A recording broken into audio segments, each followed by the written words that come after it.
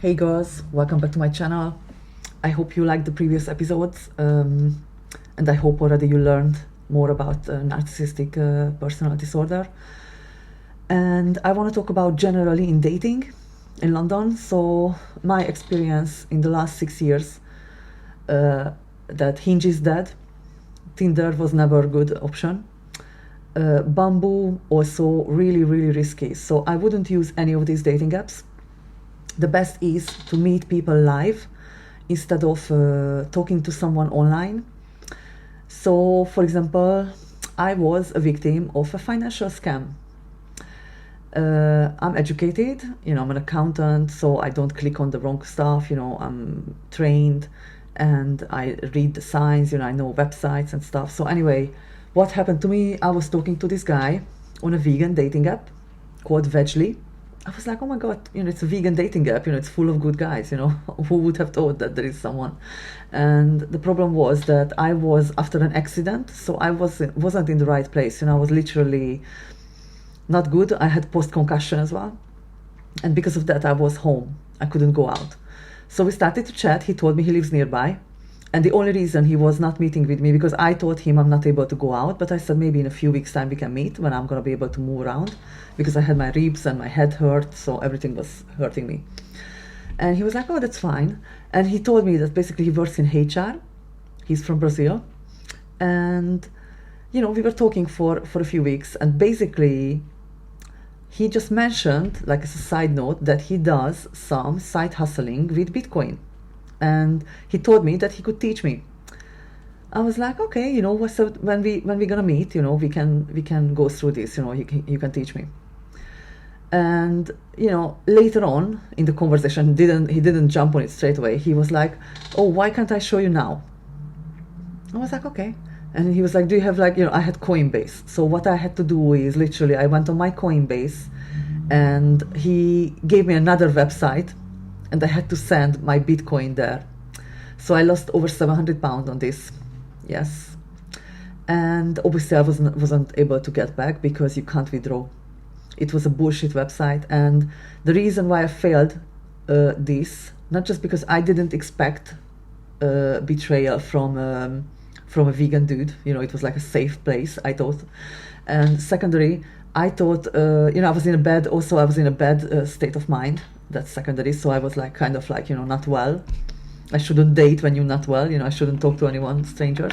And third of all, I checked the website, what he was sending me, but it was slightly different, okay? And I didn't notice there was a little bit of difference in the name. And what I checked, it had really good reviews, but the one he sent me was a fake website made a month ago in Kenya. So that's the short story. And I lost my £700 and I couldn't get it back because you can't get back once you sent the Bitcoin. So it's really dangerous to meet and not just meet, to talk to the wrong person online. So that's why I would also encourage you to go rather meeting on events where a group of people are there. You're not alone. I don't encourage you to go alone, meet with a stranger. Never do that. Because I remember my first ever Tinder date. Oh my God, it was many years ago, maybe in 2015 or something. It was horrible. So basically it was a guy who said he was from Greece. We agreed to meet. And by the time we met, he was from Bulgaria. And when we met, it turns out that he was Albanian. He said, I don't know, he was keep changing the story. And I just agreed in one drink in the pub at Finsbury Park. And I should have never done that because he was a psychopath. So basically after that, he started to harass me. Okay. And I remember, when we met, you know what, actually he was 5 minutes late. And he was just standing there somewhere watching me or something. And then he approached me. I was like, oh my God. So anyway, I should have just run away, to be honest, at the time. And it was just really, weird. I was meeting up with a creep, basically. So this is what does it mean, when you don't speak the language very well, when you are abroad as a foreigner, you don't read the signs straight away, you don't know who are these people. And you can be a victim of them. They can kill you, they can kidnap you, they can trick you to do sexual work for them. They can take away your passport, whatever. So many things can happen. They can rape you, they can, do stuff, they can, steal from you, mug you, Anything can happen really. So yeah, so after that he was stalking me, and I had to block him on every channel, and he was keep calling me from different numbers in the middle of the night. And one time I was even late from my work because he called me in the middle of the night at 3 a.m. And I told him, I was like, if you, and I'm really firm, I'm not the girl who is like shy to say no.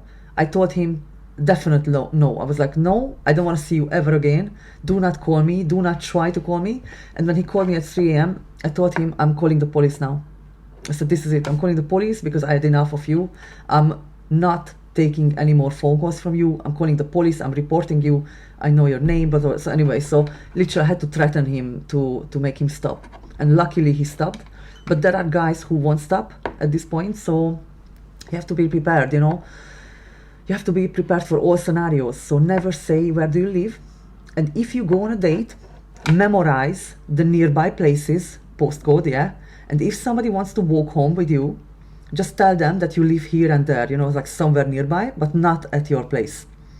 And never let them know where you live. Never invite them to your home.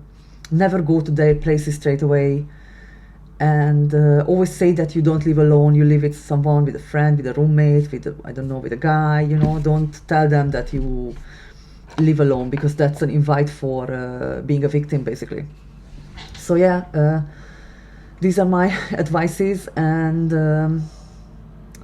I would generally say go on live events. There is this place in London where you can meet for cocktails with people in groups, and they have different locations in Mayfair, in South London, in Chelsea. I think it's called Cocktails and Events, and you can sign up to their Facebook and Instagram page, and you can join them for events, and they have rooftop bars, and you can dress up nicely, meet with kind of normal people, let's see. And that's live, so, and that's kind of like regulated, because there are rules and stuff, and the chances are smaller to get kidnapped. So yeah, so you have to be prepared, and rather preferably meet people live than over the internet, because with the artificial intelligence, they can use AI, they can use all sorts of things to call you on a video call, and they may be in India or Somalia or whatever, and never send money to anyone, never click on any link, never send Bitcoin to anyone, and never agree to meet on a remote locations. Always meet with people in a public place. Tell your friends where you're going, and keep your friends updated about your location. You can have like three, I think it's called 3 words. You can send your exact location. Like there are things which you can do with your friends. You can even give them your location GPS coordinates so they can follow you where you are. This is really important, that you always have someone who is looking after for you, because you never know. And let's say if you go on a date and you don't like the guy, you never tell them. Don't tell that you don't like, because don't tell that he looks dodgy. Don't tell that. Don't confront. Let's say you don't want them because he looks dodgy, he looks, aggressive, whatever. Never tell them. All you need to do is take your little purse, say, okay, I'm going to the toilet, and hopefully you are in a nice place or something where the toilet is kind of far away from the entrance, and you just make your way to the toilet, do your makeup, call an Uber. In the meantime, the Uber arrives in 2 minutes by the time your makeup is ready, and you can just leave out on the side. You don't say goodbye. You just say, you just say that you went to the toilet. That's it, and you never come back. You never come back, and that's how you leave an aggressive guy on a first date. Because it's really important not to confront them, because that's not gonna turn out good.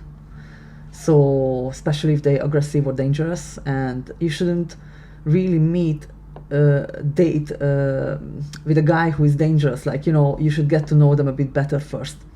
But to go one by one, on a date, that should be a special occasion. It shouldn't happen straight away. First meet in groups, in other people's companies, and then narrow it down to one-to-one.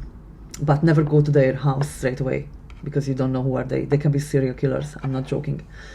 So yeah, so that's my little advices for you, and let me know your tricks, and let me know any stories, if you had any stories regarding that, if you escaped from a bad date, and what did you do to escape. See you in the next one. Bye.